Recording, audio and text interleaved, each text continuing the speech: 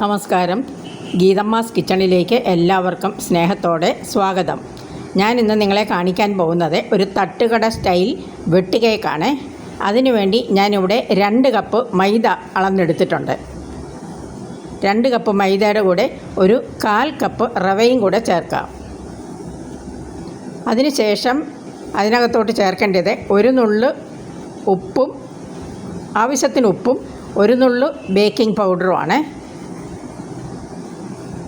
Baking powder അല്ല, baking soda അല്ലെങ്കിൽ അപ്പക്കാരം എന്നൊക്കെ പറയുന്ന അത് ബേക്കിംഗ് സോഡ. എന്നിട്ട് അത് നല്ലവണ്ണം ഒന്ന് മിക്സ് ചെയ്ത് കൊടുക്കുക.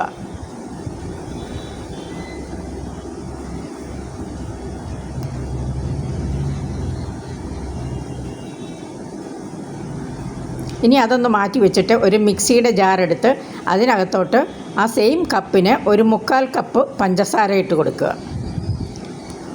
ആ പഞ്ചസാരയുടെ കൂടെ ഒരു 5-6 ഏലക്കായുടെ തരി മാത്രം ഒന്ന് ഇട്ട് കൊടുക്കുക. ആ പഞ്ചസാരയുടെ കൂടെ ഇട്ട് പൊടിച്ച് കൊടുക്കുക. ഒരു 5-6 ഏലക്കായുടെ തരി മാത്രം എടുത്താണ്. എന്നിട്ട് അത് ആദ്യം ഇത് രണ്ടും കൂടെ നല്ലോണം പൊടിച്ചെടുക്കുക. അത് പൊടിച്ചെടുത്തിട്ടുണ്ട്. ഇനി അതിനകത്തോട്ട് 2 മുട്ട ചേർക്കുക.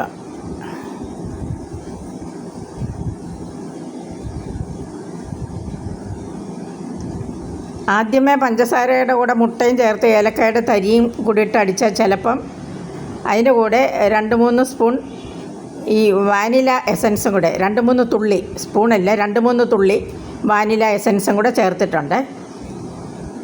എന്നിട്ട് ഇനി ഇത് ഒന്നുകൂടെ നമുക്ക് അടിച്ചുകൊണ്ട് വരാം. ഇനി ഇതിൻ്റെ കൂടെ ഒരു സ്പൂൺ നെയ്യും കൂടി ഇടുന്നുണ്ട്. ആ നെയ്യ് ഇട്ട് വീണ്ടും ഒന്നുകൂടി ഇത് അടിക്കുക. അപ്പോൾ അതെല്ലാം കൂടെ നല്ല സോഫ്റ്റായിട്ടുള്ള ഒരു പേസ്റ്റായിട്ട് കിട്ടും. അത് നമുക്ക് ഈ മാവിനകത്തോട്ട് ഒഴിച്ചു കൊടുക്കാം.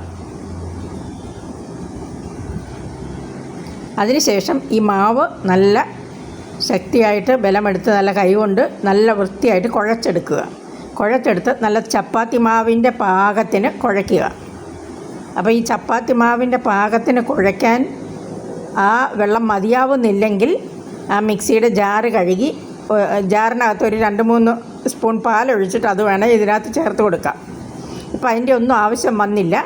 അത് നല്ല കറക്റ്റായിട്ട് തികഞ്ഞു. നല്ലപോലെ നല്ല കട്ടിക്ക് കുഴച്ചിട്ടുണ്ട്. എന്നിട്ട് ഒരല്പം ഓയിൽ തടകി ഞാനത് വെച്ചിരിക്കുകയാണ്. ഇനി അതൊരു 2 മണിക്കൂർ അവിടെ ഇരിക്കണം. അപ്പോൾ 2 മണിക്കൂർ കഴിഞ്ഞു. ഇപ്പോൾ അതൊക്കെ റെഡിയായി. ഞാനത് 2 സിലിണ്ടർ പോലെ ചതുര ഷേപ്പിലാക്കി വെച്ചിരിക്കുകയാണ്. ഇനി നമുക്ക് ഒരു പല ഷേപ്പിലായിട്ട് ഇത് മുറിച്ചെടുക്കാം. ഞാനിപ്പോൾ ഒരു ഡയമണ്ട് ഷേപ്പിലൊന്ന് മുറിച്ച് നോക്കുക.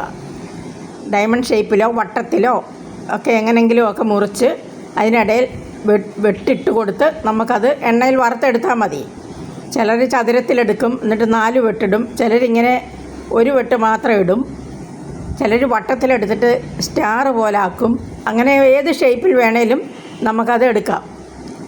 അങ്ങനെ ഇതിപ്പോൾ ഞാൻ പല ഷേപ്പിലാക്കി വെച്ചിട്ടുണ്ട്. വട്ടത്തിലെടുത്തിട്ട് 4ആയിട്ട് മുറിച്ചും ചതുരത്തിൽ 4ആയിട്ട് മുറിച്ചും അങ്ങനെ പല ഷേപ്പിലായിട്ട് ഞാനിപ്പോൾ ഇത് എല്ലാം റെഡിയാക്കി എടുത്തിരിക്കുകയാണ്. ഇനി നമുക്ക് എണ്ണ ഞാൻ അടുപ്പയിൽ വെച്ചിട്ടുണ്ട്. ഓയിലാണ് വെച്ചിരിക്കുന്നത്. അത് നല്ല തീയിൽ വെച്ചിരിക്കുക. എണ്ണ നല്ലോണം ചൂടായി കഴിയുമ്പം പിന്നെ നമുക്ക് ലോ ഫ്ലെയിമിൽ വെക്കണം. ലോ ഫ്ലെയിമിൽ വെച്ചാലേ ഇത് നല്ല മൊരിഞ്ഞ് കിട്ടുകയുള്ളൂ. ഇല്ലെങ്കിൽ പുറം കരിഞ്ഞു പോകും, അകം മൂക്കാതെയും ഇരിക്കും, വേവാതെയും ഇരിക്കും.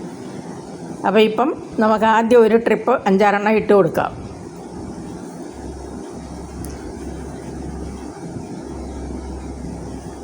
ഇപ്പോൾ ഇത് കാണുന്ന എല്ലാവരും ദയവായി എൻ്റെ ചാനലൊന്ന് സബ്സ്ക്രൈബ് ചെയ്യുക. ആ ബെല്ലൈക്കൺ പ്രസ് ചെയ്യുക. പിന്നെ അതുകൂടാതെ ഒരു ലൈക്കോ എന്തെങ്കിലും ഒരു ലൈക്കോ ഒരു കമൻറ്റോ ഒക്കെ ചെയ്യുക കേട്ടോ. ഒരു പ്രോത്സാഹനം എന്ന നിലയിൽ നിങ്ങളുടെ എല്ലാവരുടെയും സഹകരണം പ്രതീക്ഷിക്കുന്നു.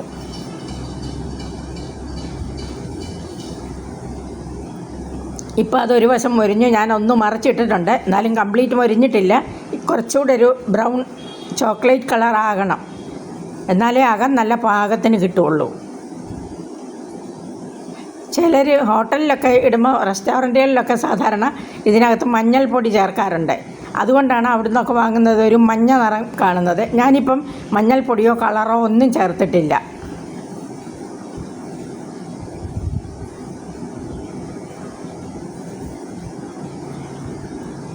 ഇനിയും ഒരു ട്രിപ്പ് കോരി ഇനി നമുക്ക് അടുത്ത ട്രിപ്പും കൂടെ ഇട്ട് കൊടുക്കാം.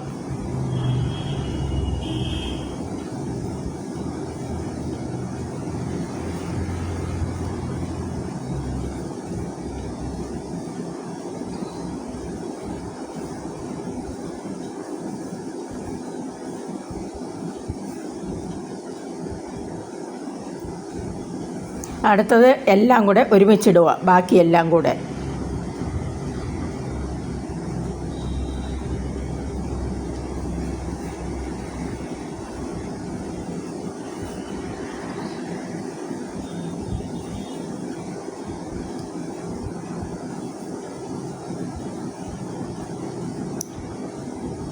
ഇപ്പോൾ എല്ലാം വറുത്ത് കോരിയിട്ടുണ്ട്,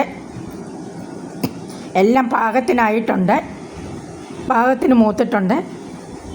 അപ്പോൾ ഇനിയൊരു വീഡിയോയുമായിട്ട് വീണ്ടും കാണാം. എല്ലാവർക്കും നന്ദി.